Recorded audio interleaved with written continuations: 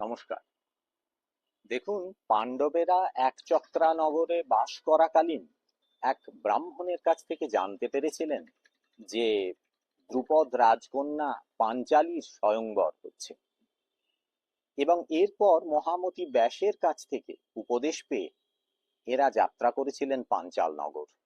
উদ্দেশ্য পাঞ্চালীর স্বয়ংবর সভায় যোগদান। এই যাত্রাপথে একটা মজার ঘটনা ঘটেছিল। এই যাত্রাকালীন তারা সমাশ্রয়ণ তীর্থে হাজির হলেন, গঙ্গার তীর।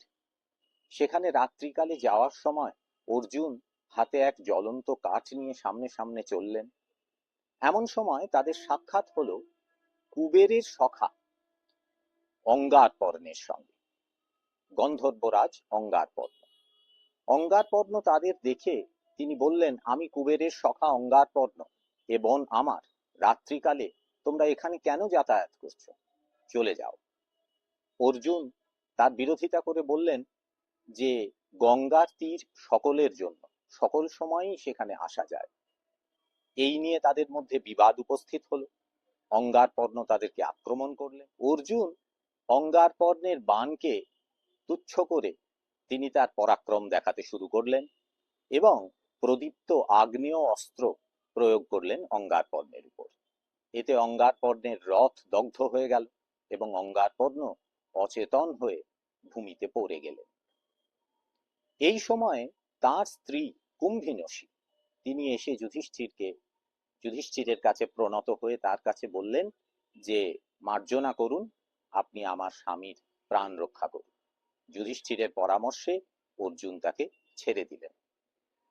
এই অবস্থা থেকে উঠে অঙ্গারপর্ণ তিনি অর্জুনকে বললেন, আপনি আমার প্রাণ দান করেছেন, এরপর থেকে আর আমি নিজেকে অঙ্গারপর্ণ বলবো না। আমি চিত্ররথ নামে পরিচিত হলেও আমি দগ্ধরথ হয়েছি। আপনি আমার জীবন দান করেছেন বলে আপনাকে এক অপূর্ব ক্ষমতা আমি দিচ্ছি, এর নাম চাক্ষুষী বিদ্যা। এই চাক্ষুষী বিদ্যার বলে এই ত্রিলোকে যখন যা খুশি আপনি দেখতে পারবেন, যা দেখতে চাইবেন তাই।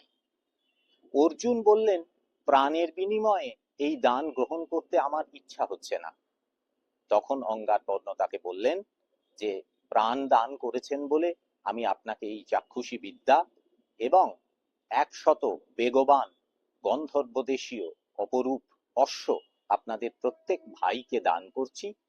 পরিবর্তে আপনি না হয় আপনার বন্ধুত্ব এবং আপনার এই প্রদীপ্ত আগ্নেয় শিক্ষা আমায় দান করুন। এই নিয়ে তাদের মধ্যে বন্ধুত্ব স্থাপন হলো এবং অঙ্গারপর্ণের কাছ থেকে তারা পরামর্শ পেলেন যে এরপর থেকে এক পুরোহিত বা ব্রাহ্মণকে অগ্রবর্তী করে চলাই তাদের পক্ষে ভালো হবে। এই পরামর্শ নিয়ে অঙ্গারপর্ণের সঙ্গে বন্ধুত্ব করে তারা অগ্রসর হলেন পাঞ্চাল নগরের উদ্দেশ্যে।